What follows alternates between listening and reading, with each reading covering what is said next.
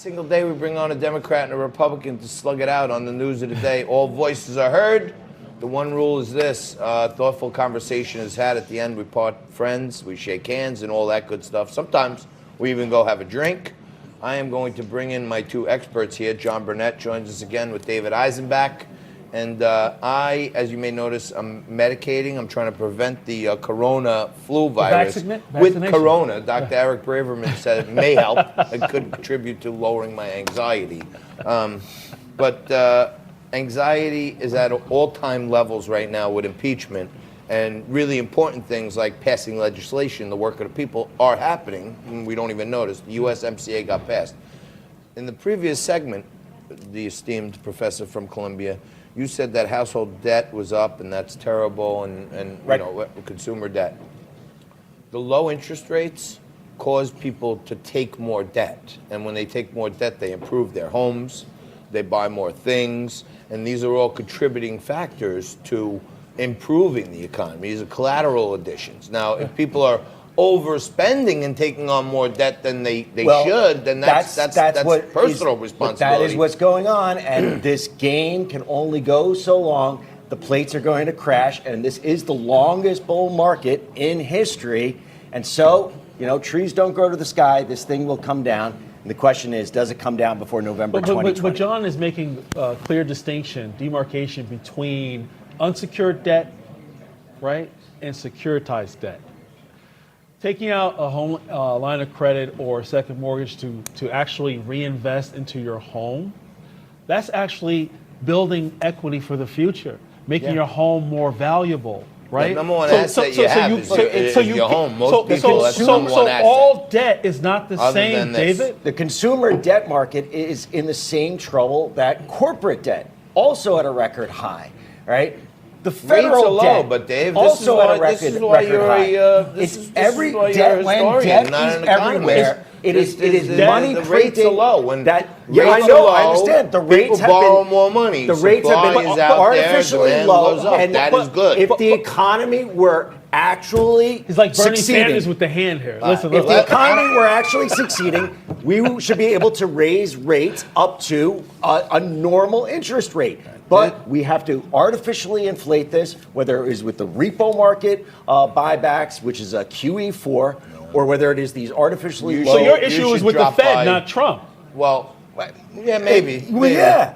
Okay. Duly noted. The Fed, not Trump. We never solved the inherent economic problems in 2008. But David, where were you during the 8 years of Obama when it was zero interest rates? I was saying the same thing.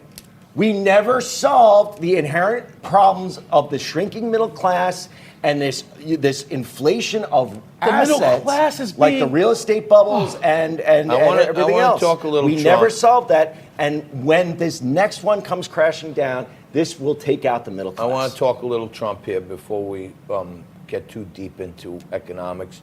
You may want to consider dropping by one of those freshman year macroeconomics 101 classes to get a little more versed on the consumer debt in a low interest environment. It's actually a stimulant to the economy. It's good. It's a stimulant, like the way that cocaine is a stimulant. And if you keep on cocaining yourself up, you can keep on going until you eventually crash and die, which is exactly what's going to happen to this economy.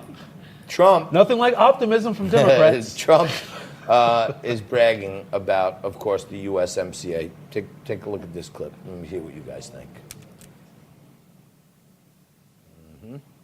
This is the Trump was saying this is it's a cutting edge, state of the art agreement that protects Americans. That's what Trump's doing. Done to us with currency is crazy. It includes protections for American-made fibers, yarns, and fabrics, boosting the U.S. textile industry by numbers that you won't even believe. You'll see them soon. This is a cutting-edge, state-of-the-art agreement that protects, defends, and serves the great people of our country. Cutting edge, state-of-the-art. I like it. It's got all the buzzwords. It's got all the buzzwords, but there's no where's the beef? This is a NAFTA deal. The deal was just signed. Exactly, but it does nothing to change the inherent problem, which is that American manufacturers are incentivized Can we give it some free time, trade David? to move American jobs It outside was just of America. signed. Can we give it some time? I mean, I read the deal. It looks exactly Do you like think, what do you NAFTA think, do you is. think the deal increases the opportunities for us to buy more drugs and pharmaceuticals from Canada, which would significantly lower prices and protect us It from does China? nothing to bring manufacturing jobs back to America. No. But my It question does was, nothing you to bring said the whole that was deal what does Donald nothing. Trump promised. It levels the playing field by reducing tariffs and barriers. It's creating free trade and and the competition. reduction of tariffs and while barriers while boosting wages, not just for Americans, but Mexicans, right? I care about American No, wages. but you got to look at the balance of trade. Yeah, that's what brought us If we have NAFTA. prevailing wages in the U.S. and they're paying dirt cheap wages in Mexico, that creates an imbalance, especially when you factor in tariffs. All this says is that car manufacturers in Mexico have to pay $16. That's tremendous. No, Democrats that should isn't. love that Honestly, because that's not at gonna least bring a I think- single no, but here's job the thing: back if from they're getting Mexico. paid more money in Mexico, when they become illegal aliens and jump the border and come here, at least they'll have more money in their Donald pockets. Trump They won't promised have- that he they was won't- going to bring Hey, back there's gotta be American something good jobs. there. This deal does none of that. Yes, it does. No, creates it balance. doesn't. It's It not going to creates bring balance. back one single manufacturing Well, job. Mexico's our number one trading partner.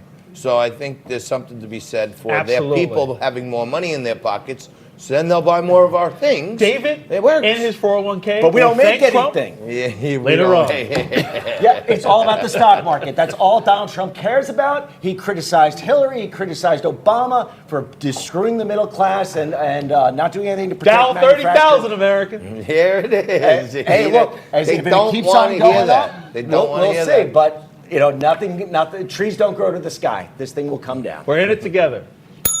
And that's it. I got to bring this one to the end. But another wonderful appearance by two of our most dynamic guests, David Eisenbach, John Burnett. Thank you very much. Thank you for staying there through hour two, but do not go anywhere. Some impeachment coverage, some stuff going on in Washington, some breaking news Frankie's got for us.